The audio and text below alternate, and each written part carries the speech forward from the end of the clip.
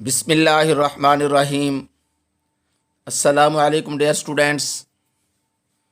उम्मीद है आप सब लोग खैरियत से होंगे। आज हम numerical analysis M.SC BS mathematics उसके अंदर एक टॉपिक है solution of homogeneous linear difference equations. अब देखें, इस टॉपिक से पहले हम ऑपरेटर्स का एक चैप्टर पढ़ चुके हैं जिसमें forward difference, backward difference, shift operators वगैरह पढ़ चुके हैं, तो उनका यहाँ यूज़ होगा। तो आज हमने पहले solution of homogeneous linear difference equation को डिस्कस करना है। जहन में रखिए कि ये टॉपिक तकरीबन जो होमोजीनियस लीनियर डिफरेंशियल इक्वेशंस हैं, जिस तरह आपने BSc में 10th चैप्टर में पढ़ा है, बिल्कुल उसी तरह ये डिफरेंस इक्वेशंस हैं। सॉल्व करने की टेक्निक्स तकरीबन सेम हैं, थोड़ा सा डिफरेंस है, वो मैं क्लियर कर देता हूँ। तो हम जो है पहले डिस्कस कर रहे हैं होमोजीनियस लीनियर डिफरेंस इक्वेशंस। तो पहला जो केस है, ऐसी डिफरेंस इक्वेशन जिसको हम सॉल्व करेंगे और उसकी जो कैरेक्टरिस्टिक इक्वेशन होगी, उसके जो रूट्स हैं वो क्या होंगे, रियल और डिस्टिंक्ट। यानी रियल और अनइक्वल जब रूट्स आ जाएंगे कैरेक्टरिस्टिक इक्वेशन के, तो हम उसको कैसे सॉल्व करेंगे। तो उसके लिए पहला क्वेश्चन हम पिक कर रहे हैं। ये yk+3 + 6 times yk+2 + 11 yk+1 + 6 yk = 0। ये इक्वेशन हमारे पास होमोजीनियस कैटेगरी की है और ये लीनियर भी है।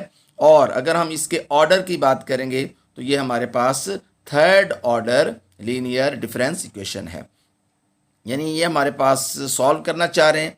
तो सबसे पहले हम क्या करेंगे, इस इक्वेशन को शिफ्ट ऑपरेटर की शक्ल में लिखेंगे। शिफ्ट ऑपरेटर आपने पढ़ा हुआ है कि ये बन जाएगा e⁻³ yk और उसके बाद +6 e² yk + 11 e⁻k + 6 times yk = 0। फिर हम क्या करेंगे, इसमें yk जो है वो कॉमन ले लेंगे। जब yk कॉमन लेंगे तो जो बाकी रकम है वो शिफ्ट ऑपरेटर की शक्ल में हमें मिल जाएगी। अब देखें, अगर आप डिफरेंशियल इक्वेशन में थोड़ा सा याद करेंगे बात को, तो यही इक्वेशन ई की बजाय डी में आती थी, कैपिटल डी में। वहाँ डिफरेंशियल ऑपरेटर हम पढ़ा हुआ है हम लोगों ने। फिर हम क्या करते हैं, कैरेक्टरिस्टिक या ऑक्सिलरी इक्वेशन लिखेंगे इसकी। अब देखें, e³ + 6 e² + 11 e + 6 = 0। इस इक्वेशन को हम कैरेक्टरिस्टिक या ऑक्सिलरी इक्वेशन कहते हैं। जब हम इसको सॉल्व कर लेते हैं तो हमें इसके 3 रूट मिलते हैं, -1, -2 और -3। अगर हम गौर से देखेंगे तो ये तीनों रूट क्या हैं, रियल भी हैं और डिस्टिंक्ट भी हैं, यानी अनइक्वल हैं। तो इस तरह का जब हमने जनरल सोल्यूशन बनाना होगा तो सुन लें, हम लिखेंगे yk = c1। अब जो पहला रूट होगा या जो पहला सोल्यूशन होगा वो -1 है, उसकी पावर हम k लिख देंगे, प्लस c2 यानी दूसरा हम कांस्टेंट पिक करेंगे, और फिर दूसरा जो रूट है वो -2 है और उसकी पावर हम क्या कर देंगे, k कर देंगे। इसी तरह प्लस c3 लेंगे और तीसरा रूट जो है वो -3 है, उसकी पावर भी हम क्या कर देंगे, k कर देंगे। यानी इस तरह जितने आपके पास मुख्तलिफ रूट्स आएंगे, हर एक को हमने क्या करना है, कांस्टेंट के साथ मल्टीप्लाई करना है और रूट की पावर k ले लेनी है। तो इस तरह जितने रूट्स आएंगे उतने ही हमने कांस्टेंट्स लेने हैं। तो इस तरह का जो सोल्यूशन है ये कहलाता है जनरल सोल्यूशन। यानी अगर 5 रूट है फ़र्ज़ करें, तो हम 5 रूट के लिए c जो है वो c1 c2 c3 c5 तक लेंगे और हर रूट की पावर जो है वो k लिख देंगे। याद रखिए, ये k जो है ये आपके पास चेंज भी हो सकता है, यानी n की शक्ल में भी डिफरेंस इक्वेशन आ सकती है। तो ये जो पहला केस है ये डिस्टिंक्ट और हमारे पास रियल रूट्स की जो हमें अगर फॉर्म मिलती है तो इक्वेशंस को सॉल्व करेंगे और जनरल सॉल्यूशन फाइंड आउट करेंगे। केस 2 जो है क्या होगा कि जब रूट्स जो हैं डिफरेंस इक्वेशन के रियल और इक्वल होंगे, यानी रिपीटेड अगर रूट आ जाते हैं तो उसमें हम क्या करेंगे, उसका सोल्यूशन कैसे बनाएंगे। तो हमने ये इक्वेशन एक पिक की है, ये एक डिफरेंस इक्वेशन है। अगर हम इसको भी गौर से देखेंगे, इसका ऑर्डर भी 3 है, तो 3 ऑर्डर की होमोजीनियस लीनियर डिफरेंस इक्वेशन है। हम इसको भी क्या करेंगे, शिफ्ट ऑपरेटर की शक्ल में लिखेंगे। अब देखें शिफ्ट ऑपरेटर की शक्ल में लिखना मैं पहले बता चुका हूँ। फिर देख लें कि अगर यहाँ पे ये 3 है तो ये e की 3 बन जाएगा बाहर आकर, और यहाँ अगर 2 है तो e की पावर जो है वो 2 बन जाएगा, और यहाँ 1 है तो e की पावर 1 हो जाएगा, और यहाँ e की 0 रहेगा। अगर ना भी लिखें तो कोई फ़र्क नहीं पड़ता। तो ये शिफ्ट ऑपरेटर्स में लिखने के बाद हम क्या करेंगे, हर इक्वेशन से y के जो है ये कॉमन हो जाएगा। इस तरह ये जो इक्वेशन मिलेगी ये हमें शिफ्ट ऑपरेटर की शक्ल में इक्वेशन मिलेगी, और इस इक्वेशन को हम नाम देते हैं कैरेक्टरिस्टिक या ऑक्सिलरी इक्वेशन। यानी कैरेक्टरिस्टिक या ऑक्सिलरी इक्वेशन जो है वो जस्ट ऑपरेटर की शक्ल में आएगी। इसमें हमारे पास जो वाई के है या वाई एन है ये वाला ये शामिल नहीं होता। फिर हम क्या करेंगे, इसको सॉल्व करेंगे। सॉल्व करने के बाद हम इसके रूट्स निकालेंगे। जब हम इसके रूट्स निकाल लेते हैं तो रूट जो है वो 2 आया है, लेकिन ये 2 जो है वो रिपीट हो रहा है। कितनी मरतबा रिपीट हो रहा है, 3 टाइम रिपीट हो रहा है। अब देखिए जब हम रिपीटेड रूट के लिए सोल्यूशन बनाएंगे तो उसका तरीका क्या क्या होगा कि हम पहले क्या लिखेंगे, y k is equal to C1, फिर हम क्या करेंगे C2 के साथ के लिख लेंगे। के जो है ये वाला जो सबस्क्रिप्ट होता है हमारे पास इसकी पावर की शक्ल में, ये वाई के साथ जो नीचे के है ये यहाँ के आएगा। इसी तरह जो है हमारे पास C2 के साथ हम के लिख देंगे, और प्लस C3 जो है ये के का स्क्वायर हो जाएगा, और जो रूट है उसकी पावर जो है वो हम 2 लगा देंगे। यानी इस तरह जो है रिपीटेड रूट के लिए वाई के जो है ये हमारे पास क्या बन जाएगा, Y k is equal to C1, फिर C2 के प्लस C3 के स्क्वायर, और ब्रैकेट में बंद करके हम क्या लिख देंगे 2 की पावर के। यानी ये रूट जो है 2 दफ़ा रिपीट होंगे तो हम 2 कांस्टेंट लेंगे, और जो पोलिनोमियल बनेगी के की शक्ल में बनेगी, और अगर सबस्क्रिप्ट के है और अगर सबस्क्रिप्ट जो है वो n है तो ये पोलिनोमियल n की शक्ल में मिलेगी।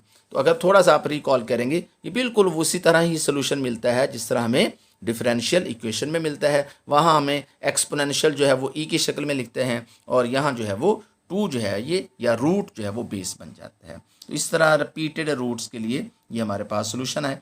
तो मैंने 3 जो है रिपीटेड रूट वाली एक एग्जांपल पिक की है। आप जो है 2 वाली भी कोई और 1 वाली भी आप चेक कर सकते हैं, 3 वाली भी चेक कर सकते हैं।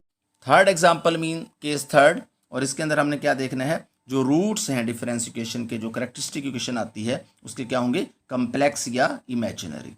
देखिए हमारे पास पहला केस हमने रियल और अनइक्वल, दूसरा केस या दूसरी एग्जांपल हमने पिक की वो रियल और इक्वल या रिपीटेड, और थर्ड एग्जांपल जो है वो कम्प्लेक्स रूट्स जब आ जाएंगे तो फिर हमने सोल्यूशन कैसे बनाना है। तो इसके लिए हमने एक एग्जांपल पिक की है, ये 3 टाइम्स वाई के प्लस 2 माइनस 6 टाइम्स वाई के plus 1 plus 4 times Y k is 0। हम इस इक्वेशन को भी शिफ्ट ऑपरेटर की शक्ल में लिखेंगे।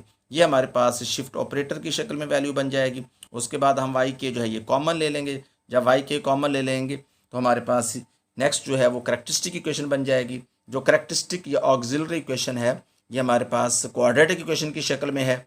हम इसके रूट्स निकालेंगे। जब हम इसके रूट्स निकाल रहे हैं तो क्लियरली देखें हमें इसके रूट्स जो हैं वो कम्प्लेक्स मिलेंगे। अब देखें जब किसी भी इक्वेशन के रूट्स जो हैं वो कम्प्लेक्स होंगे तो उसका सोल्यूशन आपने कैसे बनाना है जहन में रखिए। उसके सोल्यूशन के लिए आपको 2 चीज़ें चाहिए होंगी। कौन सी?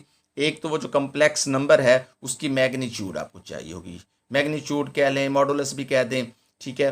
तो ये हमारे पास आपको फार्मूला मालूम है कि रियल पार्ट का स्क्वायर और जो इमेजिनरी पार्ट है उसका स्क्वायर लेकर उनको ऐड करेंगे और स्क्वायर रूट ले लेंगे तो ये जो वैल्यू हमें मिलेगी उस कम्प्लेक्स नंबर की क्या मिलेगी, मैग्नीट्यूड मिलेगी। दूसरी जो बात हमने निकालनी होगी वो आर्गुमेंट यानी थीटा। थीटा क्या होगा? tan इनवर्स हमारे पास अगर x और y की शक्ल में है तो y ओवर x होगा या b ओवर a होगा, या ऊपर जो है वो इमेजिनरी पार्ट और नीचे जो है वो रियल पार्ट होगा। तो इस तरह जो है हमारे पास थीटा जो है वो आर्गुमेंट की शक्ल में हमें मिल जाएगा। जब ये दोनों चीज़ें हम फाइंड आउट कर लेंगे तो फिर हम क्या करेंगे, लिखेंगे y k is equal to C1 cos theta k plus C2 sine theta k और r की पावर के। यानी हमें 2 चीज़ें चाहिए होती हैं, एक r चाहिए होता है और एक थीटा चाहिए है। ये दोनों हमने निकाल लिए और उसके बाद यहाँ वैल्यूज़ जो हैं ये रिप्लेस कर देंगे। तो इस तरह कम्प्लेक्स रूट्स के लिए हमारे पास ये एक सोल्यूशन जो है ये मिल जाएगा। अब आपने इसी तरह कोई और एग्जांपल जो हैं वो लेकर इनको डिस्कस करना है और देखना है कि आपने खुद से भी कोई क्वेश्चन सॉल्व कर सकते हैं कि नहीं। तो इस तरह हमने आज होमोजीनियस लीनियर डिफरेंस इक्वेशन के जो 3 केसेस हैं, जो पॉसिबल 3 केसेस हैं, उनके सॉल्यूशंस हम कैसे फाइंड आउट कर लेंगे वो हमने डिस्कस किए हैं। नेक्स्ट लेक्चर में हम इंशाल्लाह non homogeneous linear difference equation को सॉल्व करने के जो मेथड्स हैं वो डिस्कस करेंगे। Thank you. अल्लाह हाफिज़।